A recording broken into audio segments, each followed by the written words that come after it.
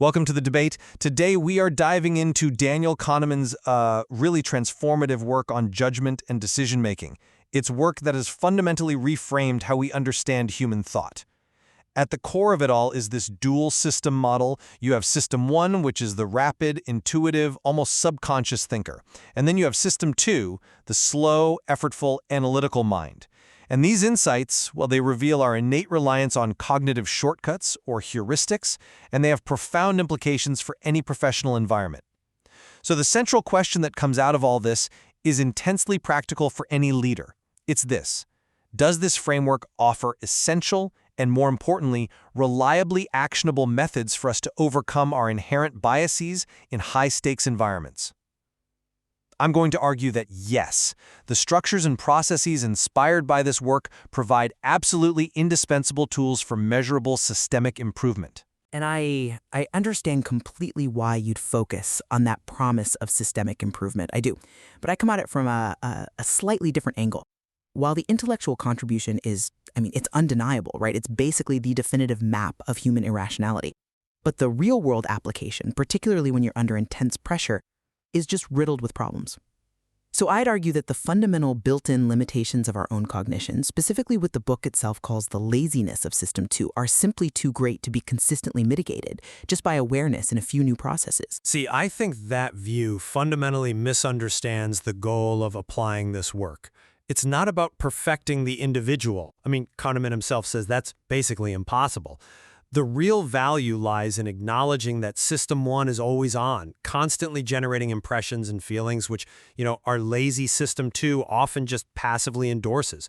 Understanding that is the necessary first step toward implementing organizational safeguards that correct the process, not the person. The evidence for this isn't in individual vigilance. It's in robust, bias-resistant processes. Think about concrete countermeasures here. We're talking about pre-mortems, where a team has to assume a project has already failed and then work backward to explain why. That forces a hard look at optimistic assumptions. Or structured interviews, which are designed specifically to combat hiring biases. These methods institutionalize System 2 scrutiny. They bake checks and balances right into the organization's DNA. The material teaches us that our errors are predictable. And if they're predictable, well, they can be managed with disciplined thinking that prioritizes hard data, not persuasive stories. Right.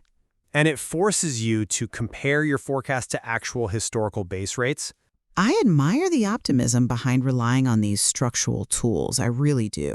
But I just don't believe that consistent, systemic mitigation is reliably achievable when you put it into the crucible of modern business. And let me tell you why. System 2 is effortful. The material explicitly calls it lazy and says it's susceptible to cognitive strain. This isn't just a minor hurdle. It means that sustained, proactive vigilance against our System 1 biases is profoundly unrealistic in environments defined by complexity and tight deadlines. Kahneman's own research shows that high intelligence, deep experience, none of it immunizes professionals, doctors, judges, executives, from these common errors. The reliance on heuristics is fundamental to how System 1 works efficiently. You mentioned one of the key concepts, substitution, where we swap a hard question for an easier one. So a CFO is asked, will this massive expansion be profitable? And System 1 just substitutes that with, do I trust the person presenting the plan? It's automatic. So when the pressure is high and uncertainty is maximized, which is exactly when intuition dominates, System 2 just fails to engage. And we're left making emotionally charged decisions that can be demonstrably worse. Awareness is useful, sure, but that kind of high-quality analytical effort is a finite resource.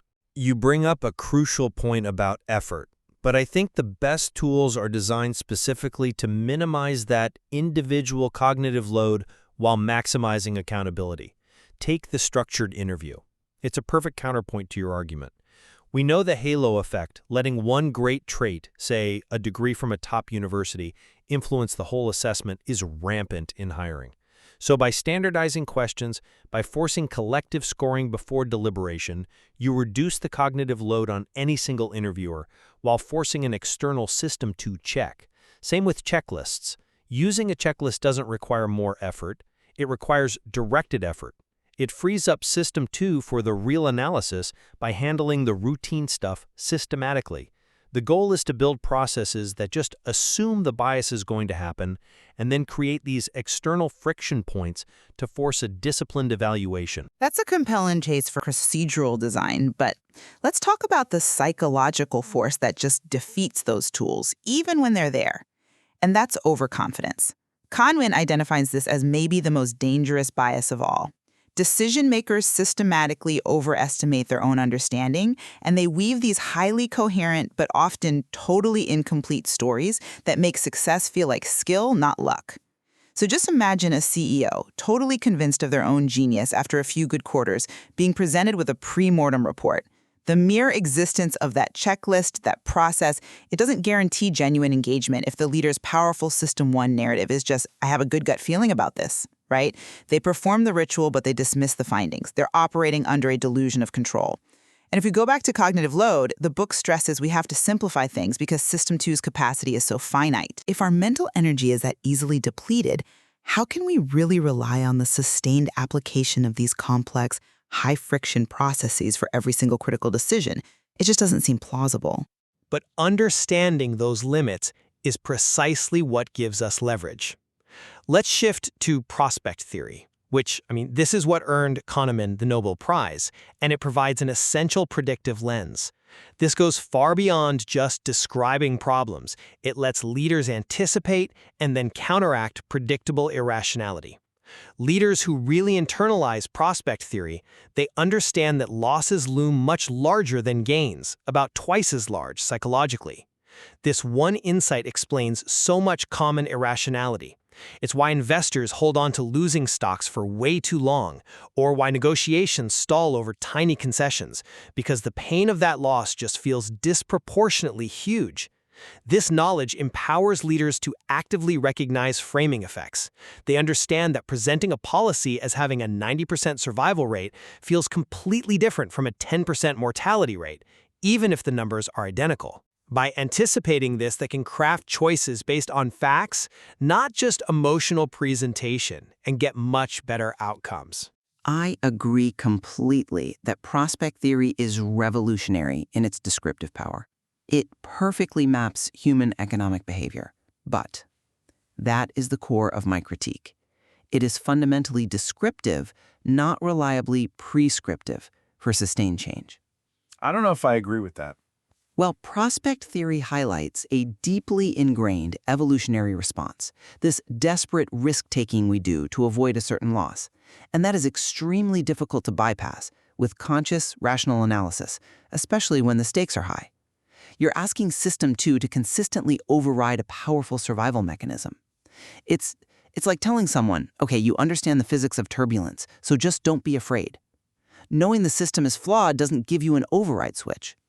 Acknowledging that your team resists change because giving up the old system feels like a loss doesn't magically provide an easy strategy to overcome that. But the prescriptive power emerges when you stop trying to change the individual and instead you structure the entire environment to minimize the impact of the biases. If you know loss aversion is going to derail a negotiation, a smart leader structures the meeting to put gains on the table first. If you know framing is critical, you establish objective metrics and require decisions to be validated against those metrics before the emotional presentation sways everyone. It's about engineering the decision environment, not self-help. Let's turn to another area where the prescription feels even more direct, the difference between the experiencing self and the remembering self. This offers profound practical insights for leaders.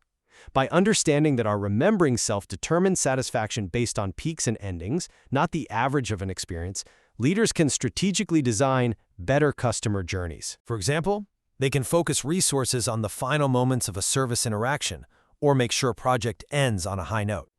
This is a direct behavioral application that improves perception and loyalty, which are huge strategic assets. Okay, while I agree that the distinction between the two cells is one of the most fascinating parts of the work, I would argue it's strategically peripheral. It's superb for perception management, for marketing, yes. But is it genuinely useful for improving the quality of a high-stakes strategic choice? I'm not so sure. This insight mostly addresses how events are perceived after the fact. A leader might focus on designing a positive end to a quarter to boost morale, but that doesn't make their decision to pour capital into an untested market 6 weeks earlier any better. In fact, there's a danger here. It might tempt leaders to substitute the easier question, how will this be remembered, for the much harder question, is this the objectively correct course of action?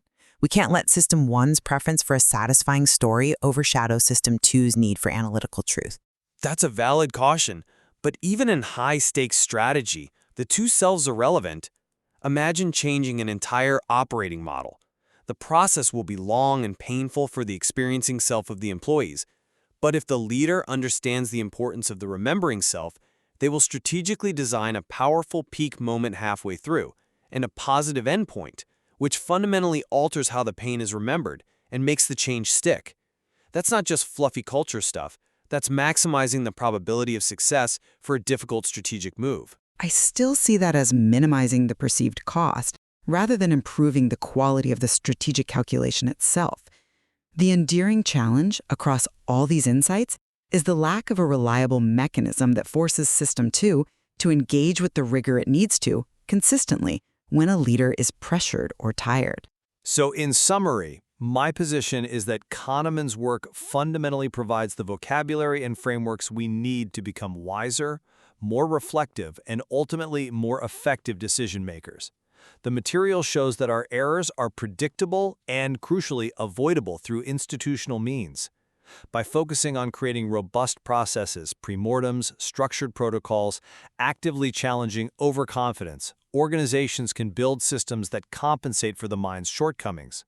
Awareness isn't the end goal, no, but it is the indispensable first step.